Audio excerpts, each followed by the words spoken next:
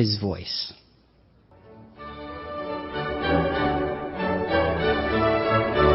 The events of Nicene 16, nearly 2,000 years ago, changed the world. For the 36 or so hours leading up to the very early hours of that morning, there was probably a strange silence and anticipation in heaven and on earth for the harmony of voices that had previously filled the universe for eons of time was lacking. There was one voice that could not be heard. It could not be found anywhere. This missing voice had been the very strongest of all in the heavens. It had been the first voice ever heard besides the voice of the Almighty himself. It was his voice. And to it was entrusted all of the creative works, all of the orchestration of the magnificence of the creation itself. To his voice was given the role of leader and captain in all the heavens. To his voice was attributed mercy and wisdom and power and courage, and to his voice was given the lead in creating harmony. Always the strongest and most perfect harmony with the grand voice of the Father himself. And now for the first time since the beginning of the counting of time, his voice was utterly silent. It could not be heard in the heavens, not anywhere in its vast expanses. Nor could it be heard on earth, though it had been sent there to redeem the entire race of humanity, and had spent the last 33 and a half years preparing and executing this all-important mission. Understandably, during the time of this mission, his voice took on a different form. That form was that of human, and its sound, though still harmonious, was, well, now different, for it now sang in the form of prayer and supplication. It sang in the form of seeking and listening. It sang in the form of one learning. It sang in the form of pure humility. Being human, his voice, instead of leading all the might of the heavenly host, had now become utterly subservient. And as such, his voice was now at risk, for the requirements put upon it were simple, and yet they were severe. The Almighty himself may have said, "Go, fulfill the law given to the human race, fulfill it perfectly, and thereby earn the right to perfect human life."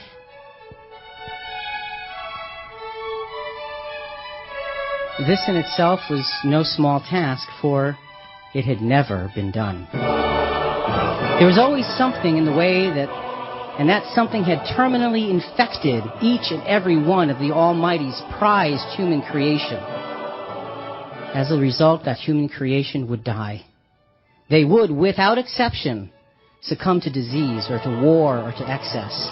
They would succumb to accidents or jealousy or hatred. And if they were to escape all of those things, they would eventually succumb to old age, to the wearing out of the marvelously created body that the Almighty had designed, and that, ironically, his voice had been instrumental in creating. They would succumb to sin. For sin now ruled in its tyranny, held an iron grip on this whole creation. A grip that needed to be attacked, subdued, and utterly destroyed. Yes, this was no small task. For the necessary rule of the very foundation of creation, the sacred, loving, and wise rule of the Almighty himself, was that of justice. Without justice, there could be no harmony. Without love, justice would be meaningless. Without wisdom, love could not be effective, and without power, wisdom could not take hold. So you see, the task to fulfill this law given to the human race was indeed monumental. But there was more required. Oh, so much more. Perhaps the Almighty continued. Now take the right to the life that you have so carefully earned and sacrifice it. Give it up. Be willing to die. For in so doing, you will not only satisfy what my eternal laws require, you will actually reverse the effects of sin. You'll take that single element of discord in my universe and all of the havoc it has wreaked in humanity, and you'll actually change it from a terminal illness into an eternal blessing for the entire race who have been swallowed up in its fury. His voice heard the need, and his voice understood the danger.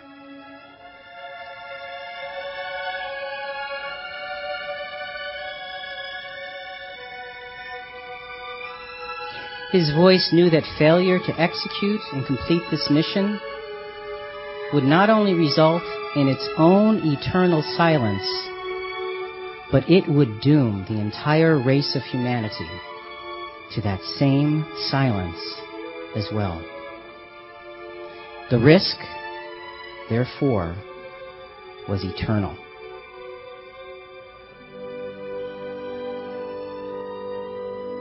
Yet his voice knew that the risk of inaction was infinitely greater, for inaction would seal the fate of that marred and faltering creation there on earth, and the love and compassion of his voice could not allow such an end.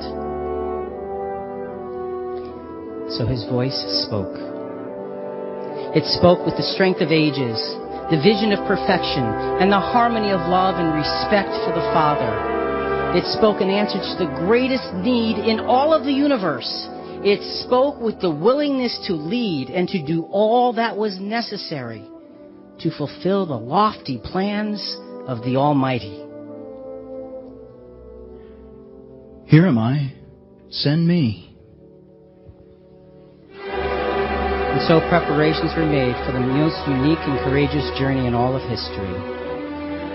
He who had been at the right hand of the Almighty, he who had been daily his delight, he who had been the embodiment of wisdom and power, was now, by the miraculous means of his Father, to become one of that particular and unique terrestrial race that they together had created. Their parting in the heavens must have been solemn and yet full of anticipation, for the relationship that they had shared since time had begun counting would now become dramatically altered. On the one hand, there was the anticipation of the work of redemption, the anticipation of once again establishing perfect harmony throughout all the Almighty's creation. On the other hand, there was the sober realization that the trial and risk, the knowing that justice must be served, and that there was no other way to do that than the perfect sacrifice of a perfect man for the sins of the original perfect man.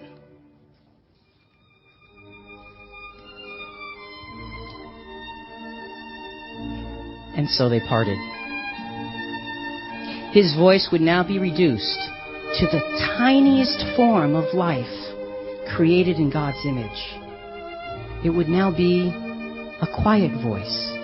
It would begin as a mere entity, and though perfect, it would seem to be insignificant even in the sight of men. His voice would not even be able to speak for itself. And at his birth, it would have the angels of heaven sing instead. Their chorus would remind all that the harmony of his voice was still intact, though muted for a short while. Their chorus would shout out to the heavens that the hope of redemption was nigh at hand.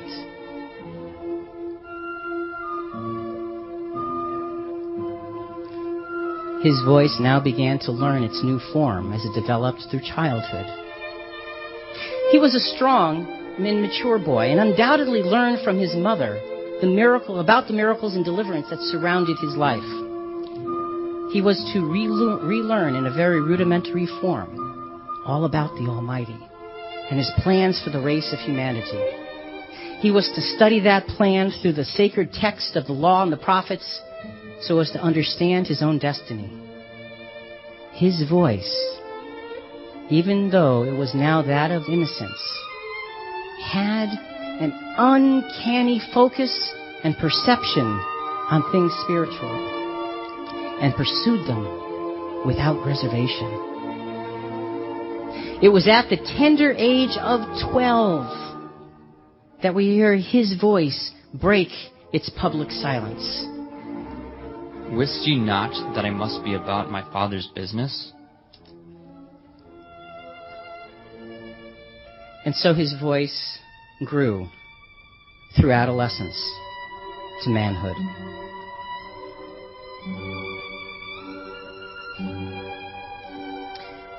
There still was no dramatic outward manifestation of what he would be called upon to do. No, all there was the strong and obedient character of this humble son of a carpenter from Nazareth. All of this would forever change as he reached his 30th year.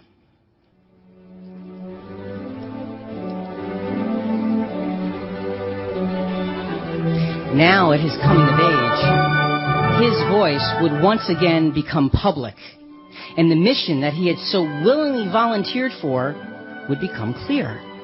He was driven to be baptized, and this proved to be another necessary beginning, for at this event, he would receive the power and influence of the Almighty God into his humble human mind. This enlightenment would now guide his every step, but only if he so chose it to do, for he still remained a man of free will, capable of choosing another way. His voice now had a clear voice to follow, and the path of his mission now began to unfold before him.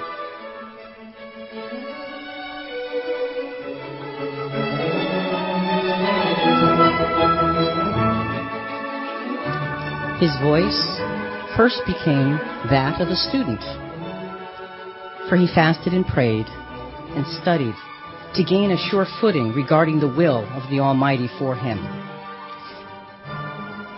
One might say that his tenure as a student was short, almost like a crash course in the micro and macroeconomics of God's almighty plan for humanity. It was delivered complete with a difficult final exam at its conclusion. It was the severity of this test, this final exam, that led his voice to utter the words that would become the very theme for his human life. Get thee hence, Satan, for it is written, Thou shalt worship the Lord thy God, and him only shalt thou serve.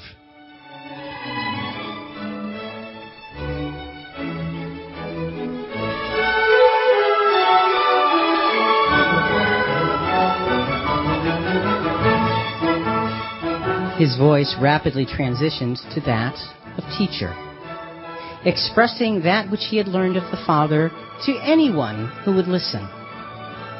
He imparted these heavenly truths with such wisdom and eloquence that he drew crowds everywhere he went, all kinds of people, from the self-righteous to the unrighteous, from the scornful to the sorrowful, from the powerful to the peasants. They all came and they all listened to his voice.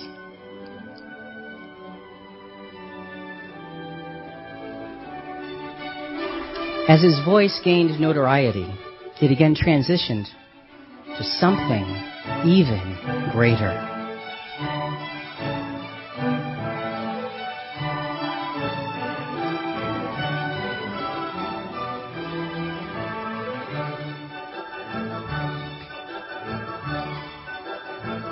Armed with the Spirit of God and his humble obedience to it, his voice became the voice of miracles and healing.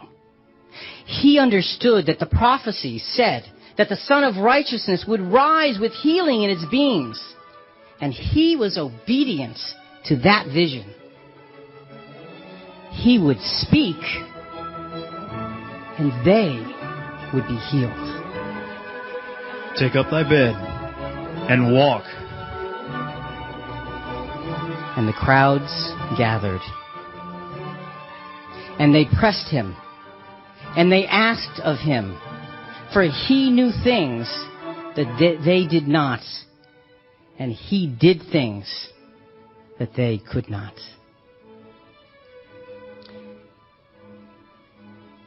It was during these times that his voice again grew to a new level, that of leader. He began searching for the few, the very few who would follow him, who would learn, truly learn of him, and who would carry the torch of truth when his work was completed. He watched, he observed, he prayed, and then he invited. It was his voice that compelled those few to join his quest. Follow me, and I will make you fishers of men. Thus, by the grace and direction of the Almighty, he gathered to him the 12. They would walk together, but only for a short time. The results of that walk would be eternal, for the Almighty had arranged it so. Still, there was more to be done, and his voice would have to yet again rise to a level that was previously unheard of. Having begun as the voice of a student, then the voice of teacher, it was not enough that it grew to the voice of miracle worker or even the voice of leader.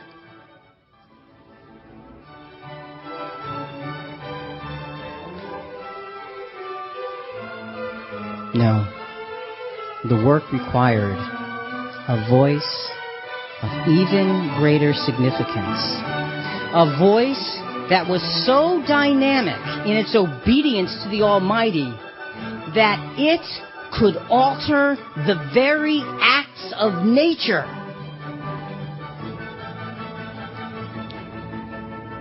His voice would calm the fears of those panicked for their very lives. It would answer their plea, "Carest thou not that we perish?" His voice was now the voice of power. Peace, be still.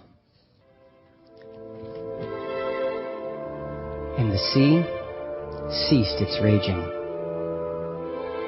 And the disciples pondered, what manner of man was this, that even the raging wind and the sea obey his voice? So with every day and every experience of his short human life, the evidence of his harmony with the Almighty became continually more clear.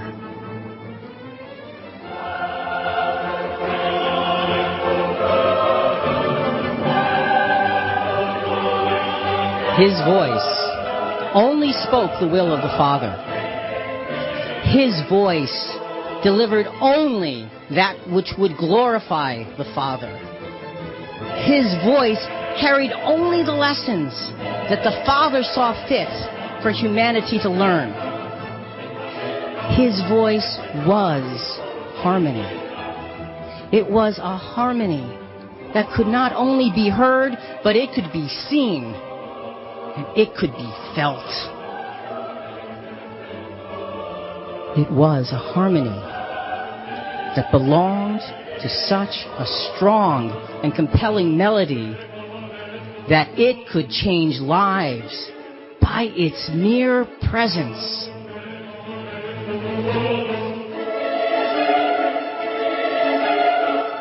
Time was now growing short. His voice had been clear and unmistakable for nearly 3.5 years. He was proclaiming the kingdom of God, the coming salvation for every man, woman, and child who had ever lived. And he was proclaiming a call to those who would walk with him, a call to join with his voice in harmony with the all-encompassing plans of the Almighty. There was but one last stage that he would have to endure to complete his mission. This last stage would begin with an even higher level of acclaim. Yes, even higher than his voice of power. This next level of harmony would prove that he held the keys of life itself, for he would be given the power to raise the dead.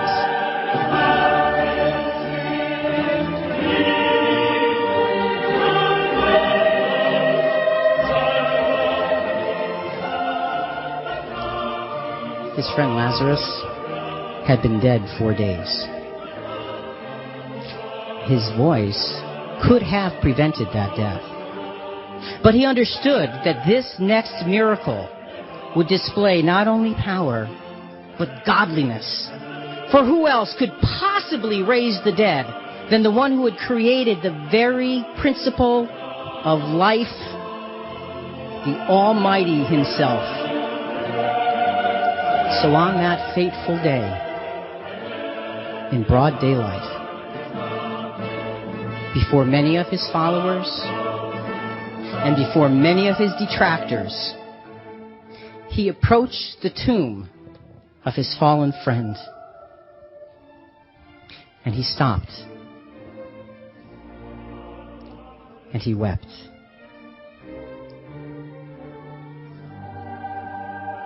He wept over the anguish of sin. He wept over the despair of death, and he wept over the tragedy of endless pain and sorrow that this magnificent earthly creation had been cursed to exist under. And then he prayed.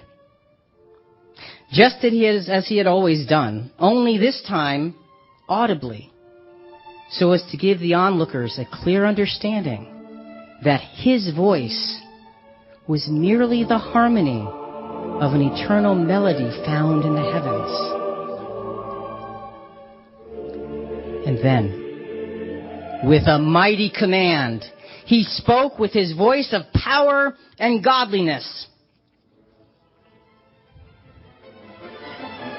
Lazarus, come forth.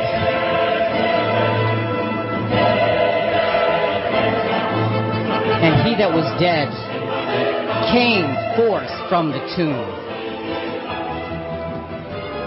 The utter amazement that ensued at this miracle of all miracles led to a variety of ends. For some, it was the clincher. They could no longer doubt that his voice was that of God's own Son, the Messiah sent to redeem as promised so long ago. For others, however, the opposite was true. His voice was too loud, too clear, too pointed, and therefore too threatening. They would from this day forward seek to silence it forever.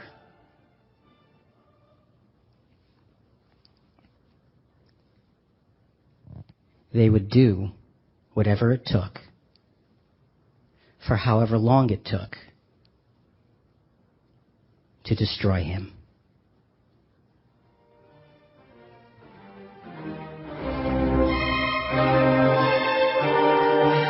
They vowed that soon his voice would never be heard again.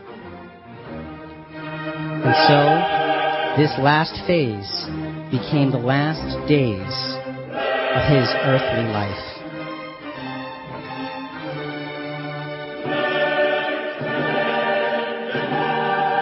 The trial, the shame, and the ignominy that he would undergo would test his voice to its most extreme limits. If ever there was a time ripe for failure, this would be it.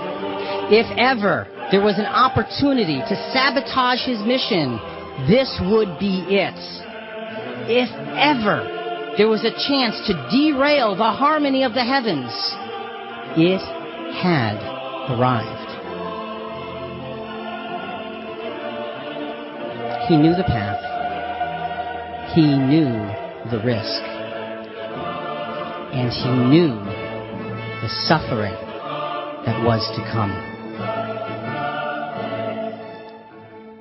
He knew that both success and failure would be eternal.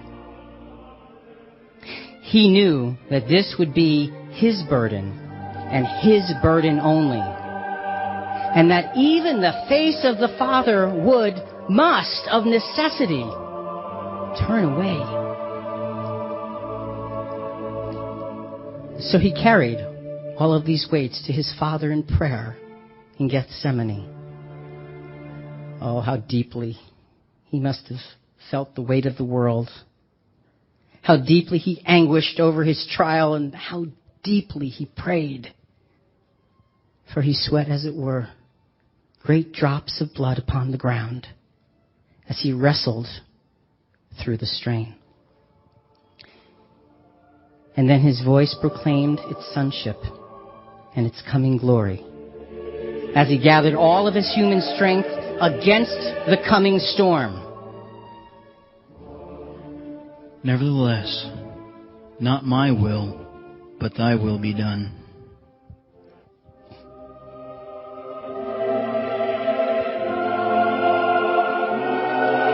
The victory of will had been achieved, and now the most severe battle of sacrifice would ensue. They came, and they took him prisoner. They put him on trial for crimes he did not commit. They beat him bloody. They mocked him. They whipped him.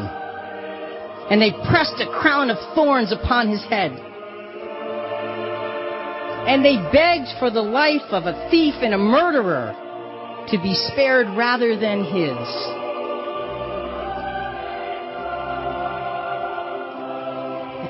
And they shouted. And they shouted, "Crucify him! Crucify him!"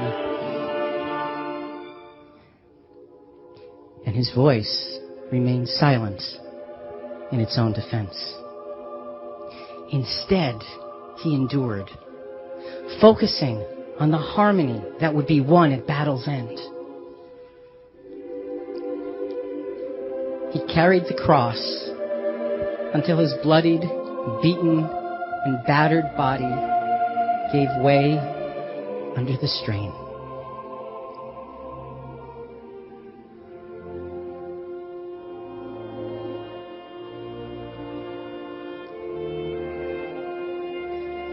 And yet he toiled onward to his own death. And they crucified him.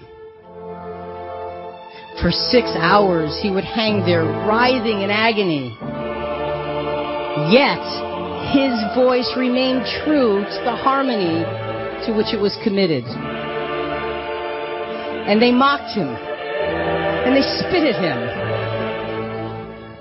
And now the end approached, and there would be one final utterance that his voice would speak. These last words would proclaim the victory that he had lived and would die for. These words would announce to all creation, both earthly and heavenly, both evil and good, that destiny was now set and could never be altered. As magnificent as this announcement was, it was given in such a manner as to almost be ignored. He uttered these words with humility and thanksgiving. It is finished. Father, into thy hands I commend my spirit. There was darkness in the sky.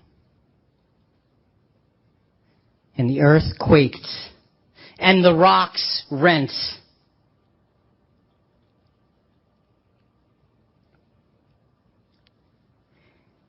And his voice fell silent. It was now untraceable. It no longer existed, for he had died.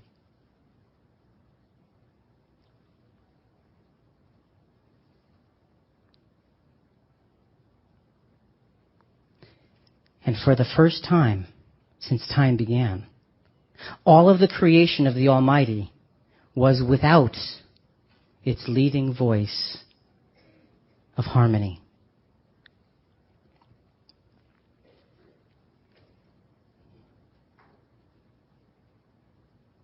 In his place was an empty and utter silence.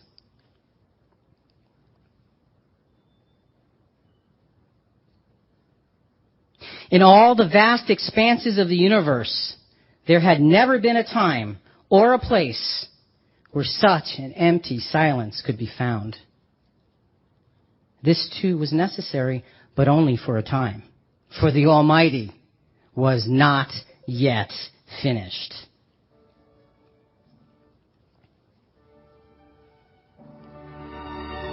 We do not know what words the Almighty used to call him from the grave.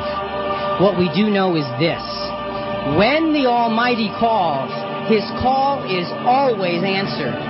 We do know that this melody of the Almighty was designed for the harmony of his voice. And we do know that his mission was complete.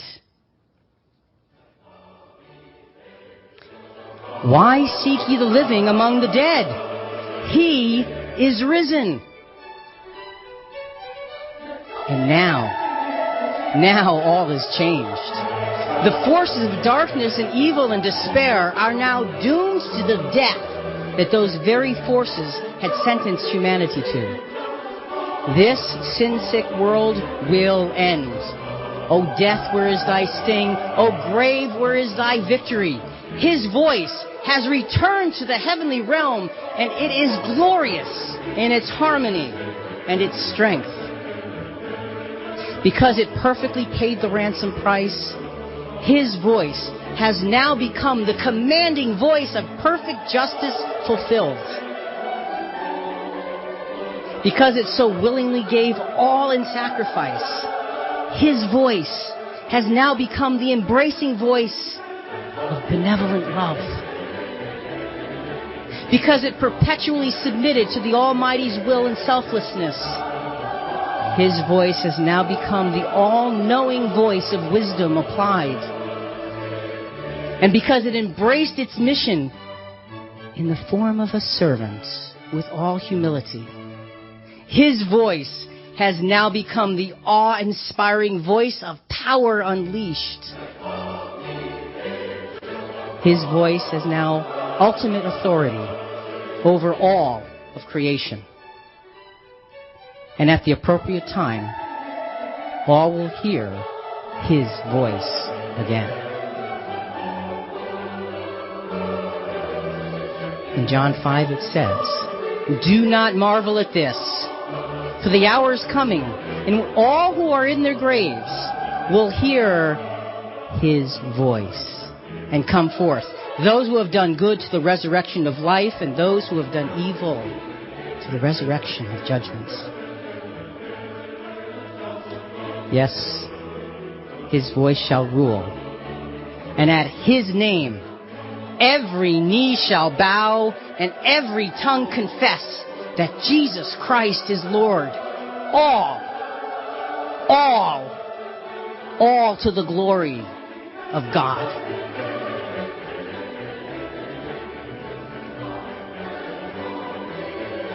There is one more thing.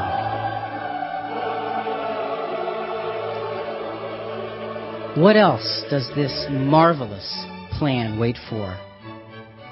What things are yet left undone? Primarily, it is this: the completion of the call of the church. Why has this taken so long? Well, it's simple, really. The Almighty calls many to find the few who will be willing to listen to the Son, to his voice, and to truly follow in his footsteps.